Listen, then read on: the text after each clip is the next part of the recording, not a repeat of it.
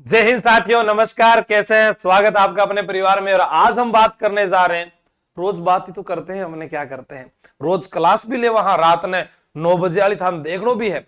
लेकिन सबसे पहले, जैसा कि टेलीग्राम पर मैंने पोस्ट किया था आशु जी के ट्रिक पर, कि पटवार और सीटी की दोनों की तैयारी तो हम कर रहे हैं। इतना आत्मविश्वास भी हमें आ चुका है कि हम सीटी को पास कर देंगे। लेकिन जिनको ज्यादा आत्मविश्वास आया है वो एक बार जिन्होंने अभी पुलिस का पेपर दिया हुआ है, जिन्होंने अकाउंटेंट जूनियर अकाउंटेंट का पेपर दिया हुआ है, एक बार सिर्फ उनसे जाकर मिलने कि पेपर कैसा आता है। परीक्षा हॉल से बाहर बैठकर सोचना अलग बात है, उस टेबल पर सोचना अलग बात है। यह वीडियो आपको अंत तक देखने पर मजबूर कर देगा। क्यों कर देगा?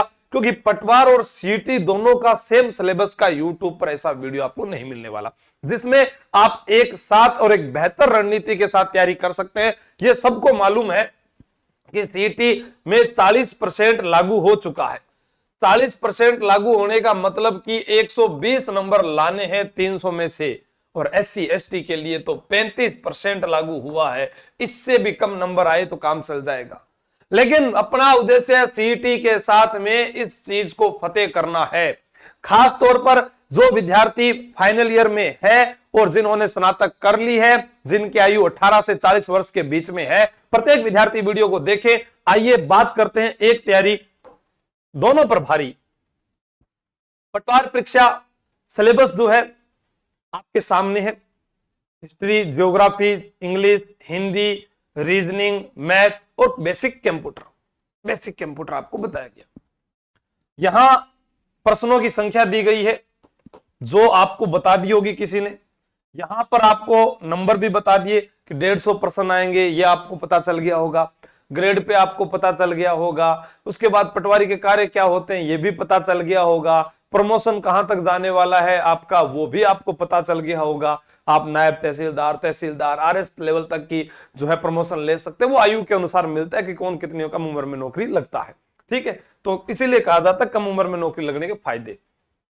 फिर सिलेबस ये तो हमारे पास में है, 150 प्रश्नों की संख्या, 300 अंक, ये छोटा छोटा लिखा हुआ है। ये किसका है? सीटी स्नातक स्तर परीक्षा स्कीम, ये पूरा का पूरा लिखा हुआ है जो हमने गत वर्ष जो सीटी हुई उसके आधार पर माना है। नया सिलेबस अभी जारी नहीं हुआ है। अगर इसमें बदलाव होता है तो अपने फिर देखेंगे, लेकिन जहां तक मुझे लगता है कि इतना बड़ा सिलेबस है, इसमें बदलाव नहीं करेंगे क्योंकि बहुत ज्यादा ये पटवारी से मिलता जुलता भी है। देखते हैं, आइए सबसे पहले हम यहां से शुरुआत करते हैं। आपकी सीटी के अंदर जो है अपने बात करते हैं कि भारतीय इतिहास है या नहीं है, पटवार में है या नहीं है।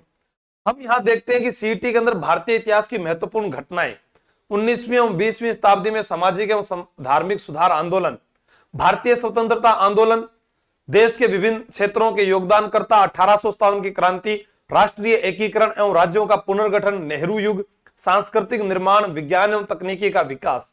सीटी में यह दिया हुआ, यहां पर गांधी युग नहीं दिया, यहां पर नेहरू युग के बारे में दिया गया है। पटवार के अंदर क्या है? प्राचीन भारत, मध्यकालीन भारत एवं इतिहास की प्रमुख विशेषताएं, महत्वपूर्ण ऐतिहासिक 18वीं शताब्दी के मध्य से वर्तमान तक घटनाएं। यानी हम कह सकते हैं मुख्य रूप से वर्तमान तक की घटनाओं को पूछा है। तो जैसे हम आधुनिक भारत में पढ़ते हैं कि जो क्रांतिकारी युग था फ्रीडम फाइटर्स का, वो हम पढ़ सकते हैं। या हम पढ़ सकते हैं कि कांग्रेस की स्थापना कैसे हुई, बंगाल का विभाजन कब हुआ, या साइमन कमीशन कब आया, दिल्ली को राजधानी कब बनाया गया, कामागाटा मारू प्रकरण क्या था, ठीक है, काकोरी कांड क्या था, या फिर हम चोरा चोरी कांड के बारे में पढ़ते हैं, असहयोग आंदोलन है, या जो अपने सविनय अवज्ञा आंदोलन, उनके बारे में पढ़ेंगे। प्राचीन और मध्यकालीन में हमसे पूछा जा सकता है जैन धर्म, बौद्ध धर्म के बारे में। मध्यकालीन में अकबर है, बाबर है, यानी सल्तनत काल के अंदर हम इल्तुतमिश है, या फिर कुतुबुद्दीन ऐबक है, रजिया सुल्तान, अलाउद्दीन खिलजी, उनसे जो राजस्थान से जुड़ते हैं वो अपने को पढ़ना है। तो अब जब सीटी की तैयारी करो आप, तो सबसे पहले आपको ये टॉपिक पढ़ने हैं, क्योंकि आपका मूल उद्देश्य सीटी नहीं, आपका मूल उद्देश्य ये पद प्राप्त करना है। और यहां पर लिखा है 1857 की क्रांति, ये आपके हर एग्जाम के लिए इंपॉर्टेंट है, पढ़नी ही पढ़नी है। तो एक इधर इसको पढ़ो, दूसरा केवल ये टॉपिक पढ़े, आपका पेपर आराम से निकल जाएगा। ठीक है, दोनों में से। फिर सीटी स्नातक स्तर में प्राचीन सभ्यताएं जो दी है, कालीबंगा, आहड़, गणेश्वर, बालाथल और बेराट, 5 ही सभ्यताओं के बारे में बताया है। इधर दिया पटवारी में कि राजस्थान के इतिहास की महत्वपूर्ण ऐतिहासिक घटनाएं, हल्दी घाटी का युद्ध कब हुआ, खानवा का युद्ध कब हुआ, ठीक है। इसके अलावा अपने पढ़ते हैं कि जो ऐतिहासिक घटनाएं जैसे मुगल मेवाड़ संधि है, हुरडा सम्मेलन है, ठीक है, तुंगा का युद्ध, जो ये बातें हैं ये सारी की सारी थान पढ़नी है। सामाजिक एवं सांस्कृतिक मुद्दे, स्वतंत्रता आंदोलन, जन जागरण एवं राजनीतिक एकीकरण, राजस्थान के प्रमुख व्यक्तित्व।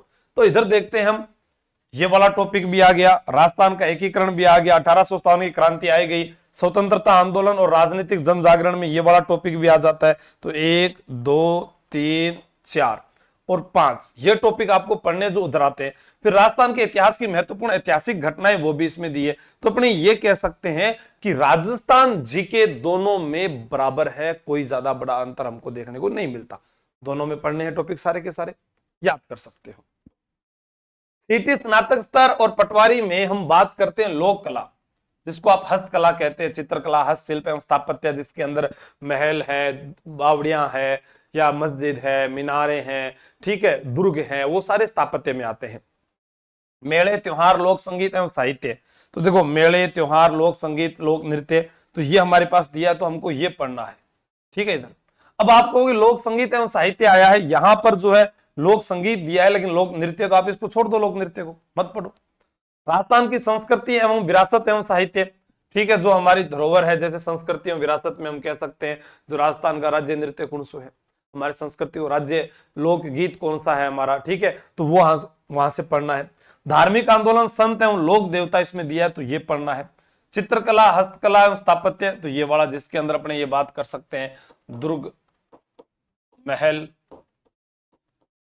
छतरी, बावड़ी, हवेली, ठीक है, इधर एक लिख देता हूं, हवेलियां। तो ये जो पार्ट है ये अपने को इसमें स्थापत्य में पढ़ना है। तो अपने को सिर्फ वो बड़ा ज्यादा ध्यान देना, इधर वाला नहीं पढ़ना। सीटी का सिलेबस जो है उसको नहीं पढ़ना, सिर्फ 8 महीने तक अपन एक ही तैयारी करनी है, बननो जब पटवारी है, ठीक है। आगे चलते हैं। इंडियन ज्योग्राफी, भौतिक स्वरूप, पर्वत, पठार, मरुस्थल एवं मैदान। यहां मैंने लिखा है भारत की भौगोलिक विशेषताएं, सेम चीज जो यहां पर आपको दी गई है, भौतिक में पर्वत, पठार, मरुस्थल एवं मैदान, यही एक टॉपिक आपको पढ़ना है। अब आप पटवार का सिलेबस उठाओगे, आपको सर यहाँ पर्यावरण, प्रास्त की, वनतंत्र, उसके बारे में बताया गया, वो मैंने आगे लिखा है। कहां लिखा है? जहां साइंस टेक है वहां लिखा हुआ है। अब देखो, इसमें भारतीय इंडियन ज्योग्राफी में यहाँ बहुत कुछ दिया हुआ है, नदियां, बांध, झील, सागर, अभ्यारण्य, प्रमुख फसलें। तो सिर्फ आपको जो टॉपिक दे रखा है, जैसे गेहूं, चावल, कपास, गन्ना, चाय, कॉफी, इनसे जुड़ी हुई बात ही पढ़नी है, एक्स्ट्रा नहीं पढ़ना। मेरा यह मानना है कि सबसे पहले भारत की भौगोलिक विशेषताओं के अंदर आप पढ़ें, तो भौतिक स्वरूप हमारे पास में ये वाला टॉपिक पढ़ लें। उसके बाद में हम प्रमुख नदियां और प्रमुख नदियां, बांध, झील एवं सागर और जंतु अभ्यारण्य, 3 टॉपिक अगर आप अच्छे से पढ़ लेते हैं तो आपके बहुत बढ़िया टॉपिक तैयार हो जाता है, ठीक है। आगे चलते हैं।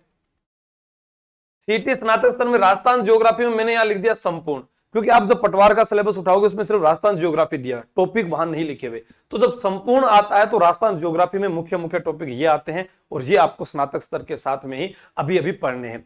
जैसे भौतिक प्रदेश पढ़ लिया, जलवायु पढ़ लिया, उसके बाद में तो रट्टा मारने वाले हैं, वन्य जीव है, चाहे झीलें हैं, चाहे अभ्यारण्य है, उद्योग धंधे हैं, खनिज है, जनसंख्या है, पर्यटन है, सबका रट्टा मारना है। समझने वाले टॉपिक कितने? 2, जनसंख्या और भौतिक प्रदेश, वो आप पढ़ सकते हैं। फिर इंडियन पॉलिटी, भारतीय संविधान, राजनीतिक व्यवस्था एवं शासन प्रणाली और संवैधानिक विकास, संविधान सभा, भारतीय संविधान की विशेषताएं, यहां एक ये है। तो अपने को इसी चीज को ध्यान में रखते हुए पढ़ना है। ऐसा नहीं है कि सारे के सारे आप पढ़ लो, इनके बारे में मुख्य रूप से आपको जितना याद हो, क्योंकि आपको सीटी में नंबर कितने लाने हैं? 120 पासिंग। जिसके 200 नंबर आए चाहे 120 नंबर आए, उसका कोई मायना नहीं रहेगा, सब उसके लिए, पटवार के लिए योग्य होंगे। जिसके ज्यादा नंबर आते हैं वो अच्छी बात है, लेकिन मेरा उन विद्यार्थियों के लिए कहना जो अभी स्नातक पास किए हैं या जो अभी स्नातक में हैं, ये वीडियो खास उन्हीं विद्यार्थियों के लिए जो पहली बार इस कंपटीशन के जाल में उतरे हैं। क्योंकि ये क्या होता है, जब कोई फिल्म आती है तो उसका पहले टीजर देखते हैं, फिर उसका ट्रेलर आता है, फिर उसकी मूवी आती है, फिर हम बात करते हैं कि ये हिट हुई या फ्लॉप हुई। उसी प्रकार पटवार की परीक्षा का टीजर आ चुका है, ट्रेलर आप देख रहे हो, फिर फिल्म होगी, और जिसका सिलेक्शन होगा वो सुपरहिट है, जिसका नहीं हुआ वो फ्लॉप। उसको बताने का काम जो है वो हम आपको कर रहे हैं कि ये चीजें आपको देखनी है, फिल्म में कौन सा एक्शन करना है, कौन सा गाना अच्छा लगना चाहिए, क्या है वो भूमिका आपके सामने है।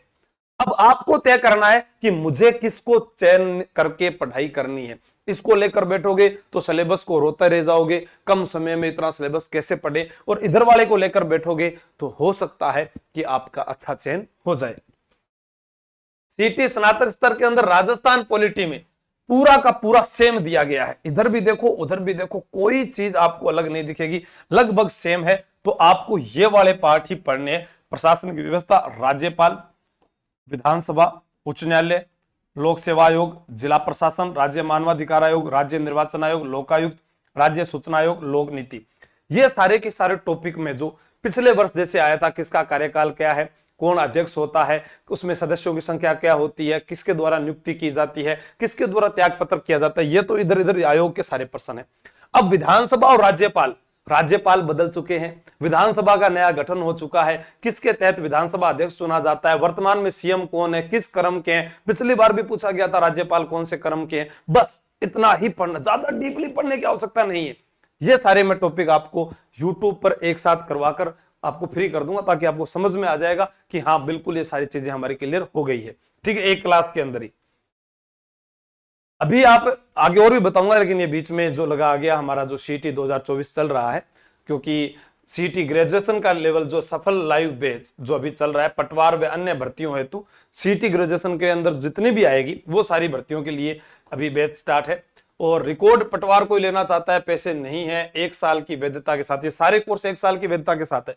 तैयारी कर लो, ऐप से कोर्स ले। कई बार होता है कि आप कहीं और से कोर्स ले लेते हैं, फिर मुझे कहते हैं कि सर, मैं आपको सिर्फ यही कहता हूं कि अपना ऐप एक ही है, तैयारी कर लो, आप यहीं से ले, जब मैं आपको बताऊं तब ही ले। जैसे मैंने भी आपको कहा, तो ये आपको ज्वाइन करना है, और ये कोई जबरदस्ती नहीं है। अगर आपके पास में समय है तो आप पढ़िएगा, और उसमें जब कंटेंट आपको देखे और आपको चीजें नहीं समझ आ रही तो ऑफलाइन आना पड़ेगा, क्योंकि पहली बार आपको तैयारी करने के लिए जरूरी है। ऑनलाइन मुझे पता है कि हम सबसे ज्यादा जो विद्यार्थी फायदा पहुंचा रहे हैं, जो हमें पहुंचा रहे हैं, वो ऑनलाइन में पहुंचाते हैं। ऑनलाइन से ही सारे विद्यार्थी जुड़े हुए हैं, क्योंकि आज ये यूट्यूब परिवार 10 लाख का होने जा रहा है। राजस्थान में सिंगल पर्सन आप लोगों के प्यार और स्नेह के साथ हुआ, क्योंकि ये विश्वास है कि इतने विद्यार्थी पढ़कर कहीं ना कहीं कामयाब हुए हैं, तभी वो जुड़े हैं। कोशिश तो थे भी कर रहा हो, ठीक है, थारो भी सिलेक्शन हो सी, थारो भी सपनों पूरा हो सी, लेकिन उस सिलेक्शन के लिए लगातार मेहनत करनी पड़ेगी, और हमारी टीम जो है लगातार आपको तैयारी करवाएगी। जनरल हिंदी इधर आपको देखना ही नहीं है, मैं तो कह रहा हूं सिर्फ ये संधि उपसर्ग प्रत्यय। अब इसमें से देखो कैसे याद करना है। सबसे पहले मुहावरे और लोकोक्ति रट्टा मारो, सब इंस्पेक्टर में भी ये पूरा का पूरा आपके पास पार्ट आने वाला है। फिर प्रायवाची और विलोम शब्द पर रट्टा मारना शुरू कर दो। वाक्यांश के लिए एक शब्द रट्टा मारो, परिभाषिक शब्दावली रट्टा मारो। ये ऐसे टॉपिक हैं जो आपको पढ़ने ही पड़ेंगे, और इसका कोई इलाज आपके पास में नहीं है, कोई अध्यापक आपको याद नहीं करवा सकता। समझने वाले टॉपिक आपके संधि, उपसर्ग, प्रत्यय, समास, ये आगे। अब यहां पर हमारे पास बच क्या जाता है, जैसे संज्ञा, सर्वनाम, क्रिया, विशेषण, तो ये तो आसान से टॉपिक है, बचपन में 8वीं में पढ़ा होते थे, ठीक है, तो वहां से आपके पास हो जाएंगे। लेकिन पहले इनको मजबूत कीजिएगा। मुख्य परीक्षा ही चयन का आधार है। सीटी एक पात्रता परीक्षा है, आरएस प्री पास करने से आरएस नहीं कहलाओगे। मुख्य परीक्षा पास करो, इंटरव्यू पास करो, तब सफल चयन होने पर आरएस कहलाओगे। उसी प्रकार पटवारी सीटी पास करे को नहीं, बहुत लोगों ने सीटी पास किया, पहले कम 15 गुना में आ रहे थे, अब सरकार ने फायदा किया कि आपके पास अवसर है। प्रत्येक विद्यार्थी जिसकी सीटी की तैयारी किसी कारणवश, कोई शादी हो गई, किसी परिवार में मौत हो गई, या किसी परिस्थिति के कारण वो नहीं पढ़ पाया, तो वो आगे अच्छी तैयारी कर सके। फिर सीटी स्नातक स्तर में जनरल इंग्लिश, इंग्लिश में आपके पास में ये वाले टॉपिक हैं जिस पर आप ज्यादा ध्यान दीजिएगा, ठीक है। इधर से जो रह भी गया, जैसे मान लो कोई अरे मेरा जैसा जिसको इंग्लिश कम आ रही है, तो वो इनको ज्यादा पढ़ने की कोशिश ना करे, सीटी में तो नेगेटिव मार्किंग है नहीं, ठीक है। तो आप जो है इसके अंदर तो कुछ भी तुक्का माराना, आप सिर्फ ये टॉपिक जो है क्लियर कर ले, उसके बाद कहानी खत्म। क्योंकि आपकी सफलता का मुख्य आधार हिंदी, मैथ, अंग्रेजी बहुत बड़ा आधार है, क्योंकि मैथ और इंग्लिश से लोग डरते हैं भाई साहब, उसको आप साथ लेकर चले। राजस्थान पॉलिटी, राजस्थान पॉलिटी पे ले आ गई ना, ये क्या है, ये राजस्थान पॉलिटी नहीं है, ये कंप्यूटर है, ठीक है ना, ये कंप्यूटर है, थोड़ा इसको ध्यान देना आप, ये आपको पढ़ना है। और इधर वाले टॉपिक ही पढ़ने में आपको फिर बार बार कह रहा हूं, ठीक है। ये देखो सेम सेम, ठीक है। Operating system MS office same. तो फिर अपने को यही पढ़ना, बेसिक कंप्यूटर का नॉलेज पहले करें, पहले आसान पढ़े, फिर जब वो याद हो जाए तो उसको बाद में डीपली पढ़े। जैसे आपने सूचना सहायक के पेपर हुए हैं, कंप्यूटर अनुदेशक के पेपर हुए हैं, उनको भी निकालने की कोशिश करें। हाल ही में पुलिस का पेपर हुआ है, आप उनसे पूछिएगा जो विद्यार्थियों ने पेपर दिया है, किसी से पूछने में कोई शर्म शंका नहीं होती है, सीखने के लिए बहुत कुछ है, ठीक है। करंट अफेयर्स में जैसे वर्तमान में चर्चित व्यक्तियों, स्थान, खेल कूद, जैसे अभी पेरिस का ओलंपिक चल रहा है, किस किस को पदक मिले हैं, चर्चित व्यक्ति, स्थान एवं जो संस्थाएं हैं, जैसे अपने अमेरिका के जो राष्ट्रपति वगैरह हैं उनसे आप उनके बारे में पढ़ सकते हैं, या कोई जिसको पद्मश्री या अर्जुन अवार्ड पुरस्कार मिला है उसके बारे में पढ़ सकते हैं। भारतीय अंतर्राष्ट्रीय महत्वपूर्ण जो समसामयिक घटनाएं जो घट रही है, कहां पर कौन सा हमला हो रहा है, कहां कौन सा चक्रवात आ रहा है, केरल में कौन सा स्थान है जहां पर भूस्खलन के कारण कितने लोग मारे गए, ये चीजें इसके अंदर पढ़नी है, वो आपको ध्यान में रखना है। फिर है रीजनिंग एंड मैथ। तो रीजनिंग एंड मैथ के अंदर जो टॉपिक आपके पटवार में इधर दिए गए हैं, जैसे मेकिंग सीरीज है, अल्फाबेट टेस्ट है, ब्लड रिलेशन है, कोडिंग डिकोडिंग है, डायरेक्शन सेंस है, सीटिंग अरेंजमेंट है, इनपुट आउटपुट है, नंबर रैंकिंग है, ठीक है, लॉजिकल अरेंजमेंट्स है, ये जो रीजनिंग के टॉपिक है आपके, इनको आप पढ़ें, बार बार इनके सवाल हल करके देखें। और फिर भी आपको लगे कि समस्या का हल नहीं हो रहा है, तो अभी हम जो है पटवार परीक्षा तक गारंटी बेस ले रहे हैं, जिसके अंदर आपको सीईटी पास करवाने की भी हमारी गारंटी रहेगी, और पटवार के अंदर जो है आपको सफल कराने के लिए जो मेहनत की जाएगी अंतिम छोर तक, उसकी भी हम पूरी कोशिश करेंगे। हाँ, मैं ये नहीं कह सकता हिम्मत आना लगाई देशु, क्योंकि पटोगा कौन तो मैं लगाऊंगा क्या, लेकिन ये जरूर कह सकता हूं कि ऑनलाइन में आपको कहूं कि पिज्जा खाओ तो आप नहीं खा सकते, पर ऑफलाइन कहूं तो खाओ तो आप खा सकते हैं। प्रत्येक परीक्षा को पास करने के लिए, जैसे हम कहते हैं आजकल कि मेरिट बहुत ज्यादा जाने लग गई, कारण क्या हो गया कि ऑनलाइन कोर्स तो ले लिया लेकिन पढ़ ही नहीं रहे। यहां ऑफलाइन आपके रोजाना, जिसमें मैंने लिखा है साफ साफ चैलेंज करके लिखा है, टेस्ट सीरीज पेपर आधारित, जितना दम है उतने टेस्ट दो, थार में दम है बिता देश को। सीटी पास करवाने की तो गारंटी है ही है, वो तो आपको इतना उतना पढ़ा देंगे पहले ही। पटवार का अलग से बैच रहेगा, जिसमें सीटी पास वालों का रहेगा, जो भी आएंगे उसको पटवार में, ठीक है, नोट्स बुक्स ये सारे मिल जाएंगे। बस आपको इस नंबर पर मुझे व्हाट्सएप मैसेज करके ये मैसेज भेज देना कि मैं आ रहा हूं, और ये बैच जो है ऑफलाइन 5 अगस्त से शुरू हो रहा है, ये 5वां ही बैच है। उसके बाद ये देखिए, उसके बाद 6ठा बैच जो होगा वो शुरू होगा हमारा रक्षाबंधन के बाद। तो तब तक आपकी सीईटी की तैयारी हम नहीं करवाएंगे, इसमें हमने लिखा भी है फ्री सेमिनार है, सीईटी की तैयारी फ्री करें, ठीक है, तो वो आप आकर तैयारी करना शुरू कर देवें। रीजनिंग एंड मैथ सीईटी स्नातक स्तर पटवारी, तो इसके अंदर हमने जो है पहले बात की थी, अब की बार हमने मैथ के बारे में लिखा है, percent, simple and compound interest, ठीक है, प्रॉफिट लॉस, ये सारे दिए हुए, एवरेज, रेशो, ठीक। फिर है साइंस टेक्नोलॉजी। देखो यहां मैंने लिखा है, मैंने आपको बताया भी था, ये भारत भूगोल के संदर्भ में है, ठीक है, पर्यावरणीय एवं पारिस्थितिकीय परिवर्तन, उनके प्रभाव, भारत भूगोल। पटवारी में जो दैनिक विज्ञान है, आपको ये वाले ही पढ़ने हैं कि शरीर, आहार, पोषण, स्वास्थ्य, इनके बारे में, ठीक। इधर दिया गया है जैसे सीईटी के अंदर ये सारी चीजें, आहार, पोषण, रक्त समूह, ठीक। उसके अलावा पर्यावरण एवं पारिस्थितिकीय परिवर्तन, उनके प्रभाव, इसमें क्या आते हैं, पर्यावरण एवं पारिस्थितिकी में वही वन है, वनस्पति है, कृषि है, ठीक है, और वन्य जीव है, वो इसके अंदर शामिल होते हैं। तो आप इसको ज्यादा ना देखते हुए आप इधर ध्यान दीजिए। अब आप कहोगे कि यहाँ रक्षा औद्योगिकी, अंतरिक्ष प्रौद्योगिकी, सूचना और संचार प्रौद्योगिकी, सीटी के अंदर 120 नंबर लाने के लिए आपको इतना ज्यादा पढ़ने की आवश्यकता नहीं है, ताकि आपका जो टारगेट है उससे आप नहीं भटके, ज्यादा किताब लाकर ना पढ़े, इधर वाला सिलेबस ही पढ़ना है सारा का सारा। बस मुख्य उद्देश्य वीडियो बनाने का यही था। साइंस एंड टेक्नोलॉजी में जैसे यहाँ कृषि विज्ञान, उद्यान विज्ञान, वानिकी एवं पशुपालन दिया, इसमें यही टॉपिक है भूगोल के, वन, वनस्पति, कृषि अभियान, हमने साइंस टेक्नोलॉजी में लिखे, ये भूगोल के टॉपिक है, ठीक है। यहाँ लिखा भी है राजस्थान के विशेष संदर्भ में। फिर विज्ञान एवं प्रौद्योगिकी विकास राजस्थान के विशेष संदर्भ में है, ठीक है। जैसे अभी तक करंट के अंदर पूछा गया है, तो साइंस टेक के अंदर आर्थिक समीक्षा से ही पूछा जाता है, ठीक, वो आपको यहाँ पर बता दिया जाएगा, इधर कोई अलग से टॉपिक दिया हुआ नहीं है। फिर है इंडियन इकोनॉमी, इधर कुछ है ही नहीं पटवार में, तो आपको ये इतना पढ़ना किस लिए, थोड़ा बहुत इसमें जैसे हरित क्रांति है, श्वेत क्रांति, नीली क्रांति, इसको पढ़ लेना, पंचवर्षीय योजना के बारे में पढ़ लेना, और आर्थिक जो इकोनॉमिक्स के अंदर जो नई, जैसे अपने के राजकोषीय घाटा है, जीडीपी है, या फिर जो कुल संवर्धन उत्पाद है उसके बारे में आप पढ़ सकते हैं। द्वितीयक क्षेत्र, प्राथमिक क्षेत्र, तृतीयक क्षेत्र, कृषि, उद्योग, सेवा, किस क्षेत्र में कितना योगदान रह रहा है, बस उतना आप पढ़ लेना।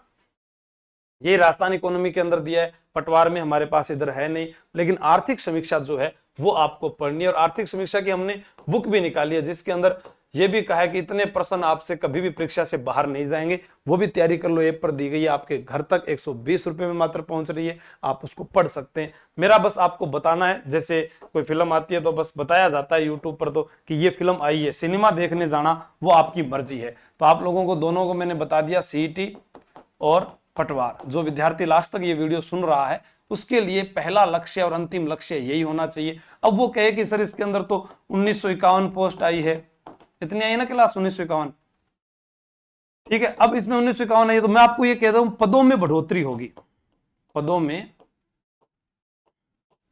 बढ़ोतरी होगी, ये आप विशेषकर ध्यान रखें एक तो, ठीक है। पदों में बढ़ोतरी होगी तो आपका लक्ष्य चाहिए 1951। जब लोग अरे ये ईओआरओ की 100 पदों के लिए इतनी तैयारी कर सकते हैं तो ये भी करना पड़ेगा। आरएस के अंदर एसडीएम 70 ही बनते हैं, आरपीएस 50 ही बनते हैं, तो इतनी तैयारी की जाती है, तो ये क्यों नहीं तैयारी करना पड़े। और जो आरएस की तैयारी कर रहे हैं वो भी सारे ये एग्जाम देंगे, क्योंकि आरएस प्री का जो सेम सिलेबस है वो सीटी स्नातक का है, वही सेम पटवार का है, तो फिर क्यों ना भाग्य आजमाया जाए। तो यहां पर आपके पास में बड़ा ऑप्शन है कि पटवार की तैयारी करने से आपका आरएस प्री भी निकलता है और एसआई का एग्जाम भी क्रैक होता है।